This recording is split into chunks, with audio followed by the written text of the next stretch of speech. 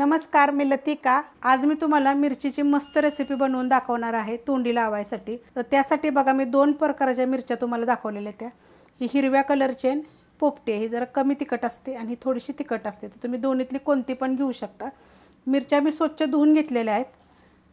मिक्सरचं भांडं घेतले, त्यात आपण मिरच्या टाकून घेऊया। ह्यांना काय करायचे, आपल्याला फक्त मिक्सरला बारीक करून घ्यायच्या। तुम्ही कुटून जरी घेतल्या तरी चालतील। अशा पद्धतीने बघा एकदम बारीक करून आपल्याला घ्यायचं आहे। कढई ठेवली गरम करायला, त्याच्यामध्ये आपण तेल टाकून घेऊया। तेल टाकायचे आपल्याला एक अर्धी पळी आणि गरम होऊन देऊया। तेल बघा चांगलं गरम झालेलं आहे। त्याच्यामध्ये छोटा एक चमचा मोहरी, छोटा एक चमचा जिरे, थोडीशी हिंग पावडर आणि त्याच्यामध्ये आता ही मिरची टाकून घ्यायची। चांगली तडतड आवाज आला बघा।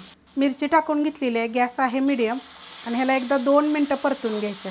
2 मिनिटं बघा चांगलं परतून घेतलेलं आहे, कारण की ह्या मिरचीचा कच्चापणा गेला पाहिजे असं परतून घ्यायचं। त्यात टाकायचे आपल्याला थोडीशी हळद, चवीप्रमाणे मीठ, छोटा एक चमचा धने पावडर, छोटा अर्धा चमचा मिरची पावडर, कलरवाली पण आहे आणि तिखटवाली पण आहे। आता हे सगळं आपल्याला मीडियम गॅसवर 1 मिनिटभर परतून घ्यायचं आहे। मस्त असं परतून घेतलेलं आहे मीडियम गॅसवर। गॅस करणार आहे एकदम बारीक आणि त्याच्यात टाकायचे ह्या चमच्याच्या मापाने 3 चमचे दही आणि एकसारखं आपल्याला ह्याला चांगलं बारीक गॅसवर परतून घ्यायचं आहे। मस्त असं बघा मी परतून घेतलेलं आहे। अशा पद्धतीत एकदम बारीक गॅसवर 2 ते 3 मिनिटं दही टाकल्यानंतर परतून घ्यायचं। ही मिरची तुम्ही भाकरीवर चपातीवर खाऊ शकता। चवीला इतकी छान लागते ना। आपण ह्या मिरचीला तुम्ही काय नाव द्याल जरा मला कमेंट करून सांगा, पण चवीला इतकी छान अशी आहे ना।